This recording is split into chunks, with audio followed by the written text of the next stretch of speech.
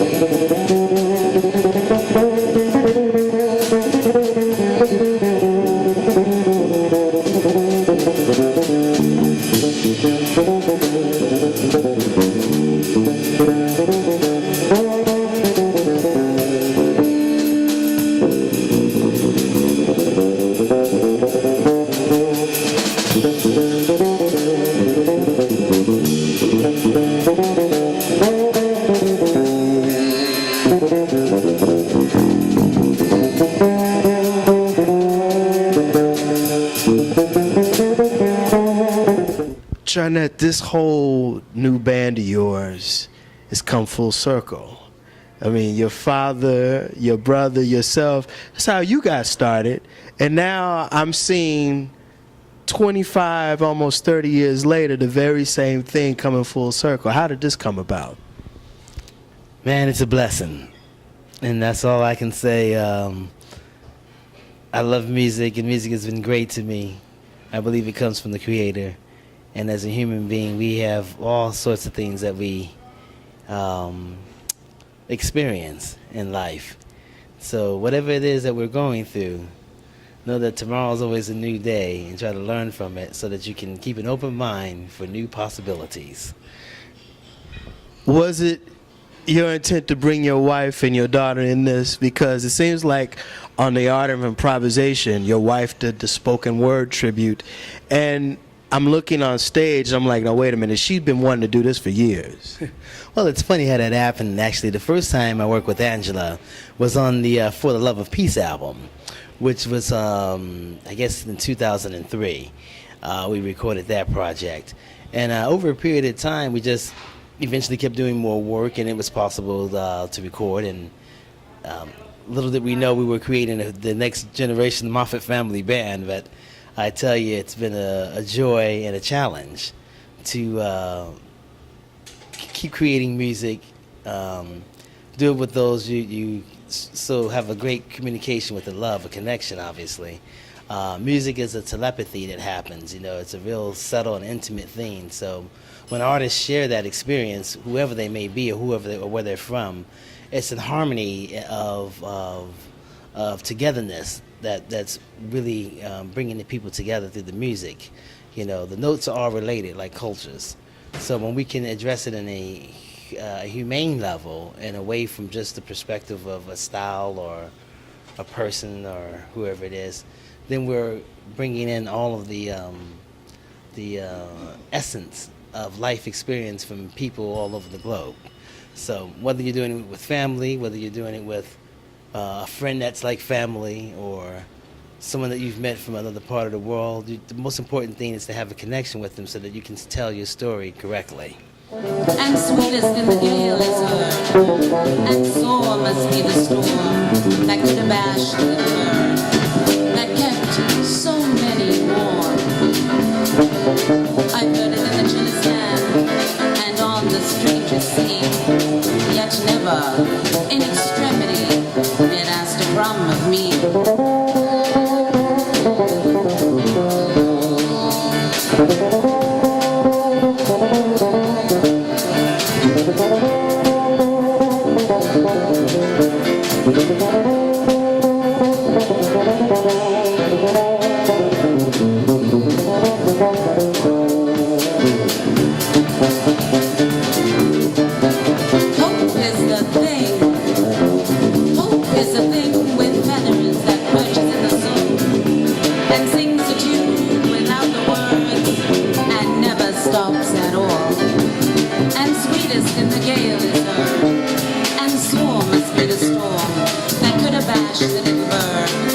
You know, the CDs that you've put out on Motema, The Art of Improvisation and Treasure, I guess Treasure's kind of an extension and a carry-on of what you did on The Art of Improvisation.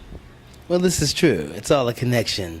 Also, some of my early recordings going back over 20 years ago from the Blue Note days, Netman, Beauty Within, Network. And then I was very fortunate to continue my recording career with many different labels over in Japan. Some of the music was not released in this particular part of the world. However, but it allowed me to continue to develop my artistic vision as a composer. So it's all a process that you're going. So AOI, Art of Improvisation, Treasure is definitely a connection, a lineage.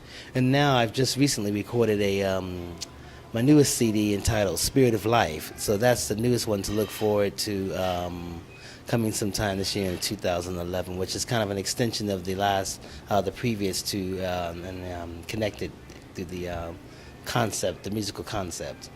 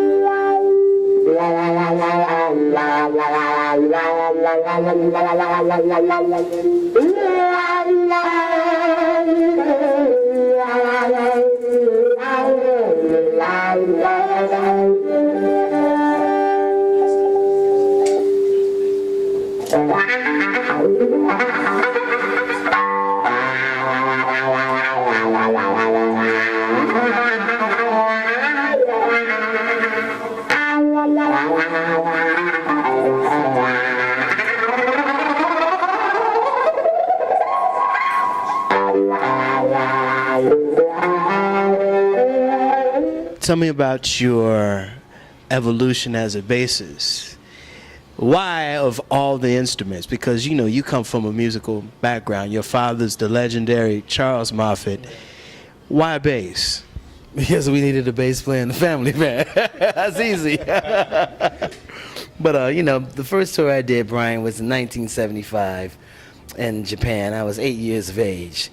And there was another bass player there, Patrick McCarthy. He was the principal bassist of the Oakland Symphony. Of course, my dad, Charles, was on drums, and the rest was my siblings, my brothers, the Moffett Family Band. So when you come up in an environment like that, where you're creating music based on not what you know, but based on the idea and what you can execute technically at that time. I remember one of the first bass lessons or lessons I got in general from my old man, and he said to me, if you can only play 3 notes, find how many different ways you can play those 3 notes. You know, so it wasn't about how much you knew, but what can you do with the information that you have. And so, of course, you know, you're constantly studying, you're learning theory, you're getting to be a better musician. And over a period of time, that little simple lesson has still sure carried me a long way, because now. I've been fortunate to work with so many great people and artists and learn from each and every one of them that I have acquired quite a vocabulary of different experiences that I enjoy from many different facets of diversity of styles. So I don't try to separate the music based on the style. I try to find what I like about each of those certain things and put them together, not so much in the jambalaya where it's, you know, in that sense, but in the sense that it has a character of identity, as we do as people with our own style, philosophy, and whatever have you. How did you develop the love and the passion for the piccolo bass? Oh, the piccolo bass, well, that's easy. You know, we all started out in the Moffett family as drummers, quite naturally, my dad being a drummer. My second instrument was trumpet. Bass was my third instrument. So as a trumpet player, the piccolo bass was the frequency I could get closer to trumpet now that I'm actually executing with my hands here. And then the fretless bass is kind of in the center between the piccolo and the upright, of course. Now, I've been playing a special upright here, which allows you to get from point A to B due to the airline crisis that bass violin people have to deal with now. And sometimes it's very tough when you get to the other halfway around the world and there's an instrument provided that's not up to your standard. So I've been playing this Bussetto Travel Colstein bass now, which is actually full circle because in a lot of ways it kind of reminds me of the instrument that I first started out on when I was playing with the Moffett Family Band, the original Moffett Family Band when I was just a kid. And so now the continuation of the lineage of that is really funny how I'm playing small instruments and kind of doing all of the same similar things. But it was always about the freedom with the discipline to continue to enjoy what you're doing and express sharing information as well as continuing to learn. So each instrument represents a different voice, a different style, a different personality, or a character in a movie or a story based on the message that I'm trying to share or give to my audience.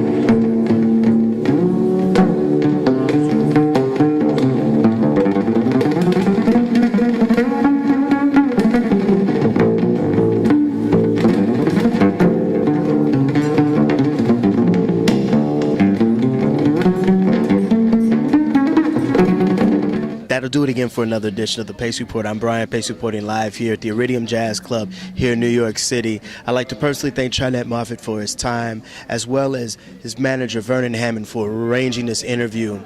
As always, please visit my website, www.thepacereport.com, for my weekly column, as well as my past segments. Until next time, remember, if it's in the groove, it'll make you move. Until next time, peace.